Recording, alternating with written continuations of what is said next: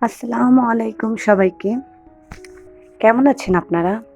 আশা করি সবাই ভালো আছেন। সবাইকে পবিত্র মাহে রমজানের মোবারক। আলহামদুলিল্লাহ।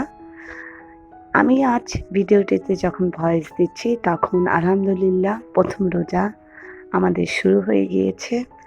দীর্ঘ অনেকটা দিন গ্যাপের পর আমি আবারও আমার চ্যানেলে একটা ভিডিও আপলোড করাতে পেরেছি। আলহামদুলিল্লাহ। আল্লাহ তাআলা আমাদের সবাইকে হেদায়েত দান করুক, আমাদের সুস্থ রাখুক, ভালো রাখুক। সবার জন্য দোয়া ও ভালোবাসা। আর এত লম্বা একটা ব্রেকের অন্যতম কারণ হচ্ছে পারিবারিক কাজে বেশ ব্যস্ত হয়ে গিয়েছিলাম। একটা লং ট্রিপে গিয়েছিলাম কক্সবাজার। যার ক্ষুদ্র, ক্ষুদ্র কিছু অংশ আজকে আমি আমার ভিডিওতে শেয়ার করছি। খুব স্বল্প সময়ের জন্য গিয়েছি, মানে একদম কম সময়ে গিয়েছি। আর যাওয়ার সময় আমার বাচ্চাটা অসুস্থ হয়ে গিয়েছে। এরপর আমাদের সবার অবস্থা অনেক খারাপ হয়েছে জার্নি করে। আমার ভয়েস শুনেই আপনারা বুঝতে পারছেন। আমার ভয়েসটা একদমই বলতে গেলে ভালো শোনা যাচ্ছে না, ভাঙা শোনাচ্ছে। যাই হোক, এই তো এটা ছিল আমাদের কক্সবাজার থেকে দূরের ২য় দিন। আমরা ঘুরতে গিয়েছিলাম কাঁকড়া বিচ, ইনানি সমুদ্র সৈকতে। সেখানে গেলাম। বাচ্চা বেশ আনন্দ করল। তারপর চলে আসলাম কক্সবাজার মেইন শহরে ফিশ ওয়ার্ল্ডে। এখানে এত সুন্দর, সুন্দর মাছ প্রত্যেকটা অ্যাকুরিয়ামে, যাদের নামও আমি জানি না, বাট বেশ ভালো লেগেছে।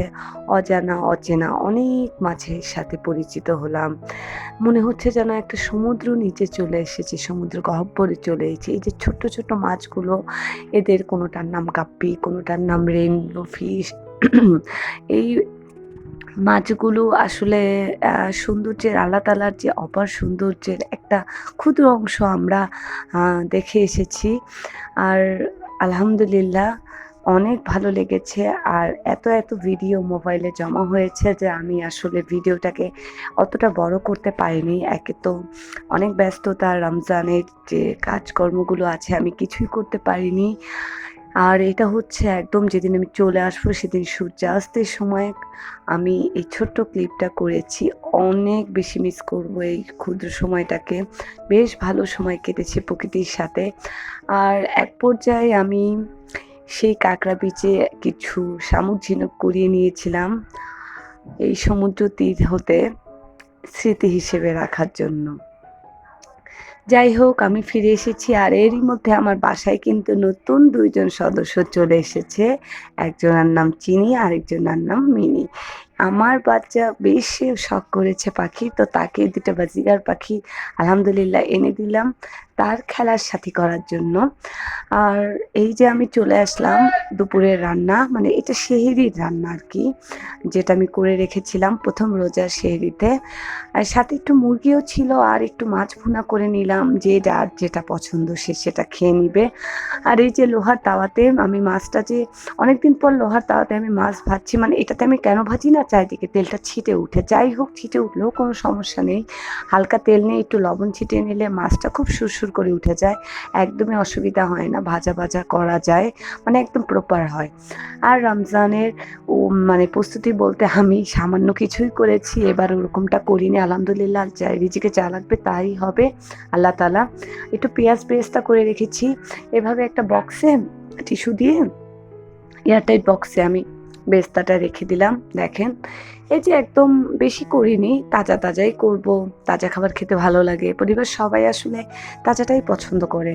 বাট পেঁয়াজ বেরেস্তা প্রতিদিন একটু তো করা যায় না? তাই একটা পরিমাণ মতো করে রেখেছি যাতে এটা, মানে আমার আলুর চপ, ছোলা, তারপর হচ্ছে যে হালিম, যেকোনো কিছু করলে যাতে চটজলদি আমি দিতে পারি।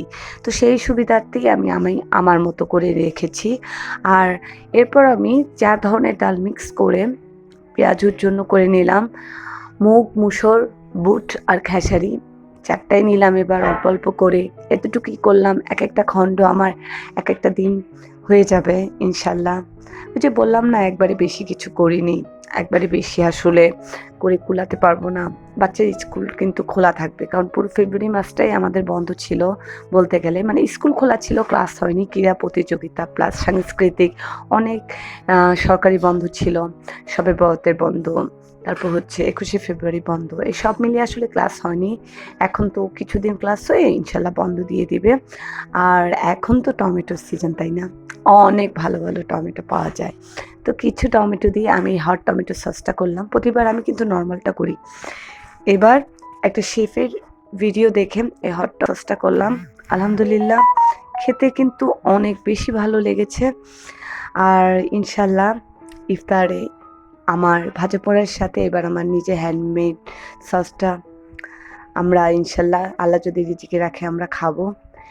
আমার আজকের ভিডিওটি আমি এখানেই শেষ করছি।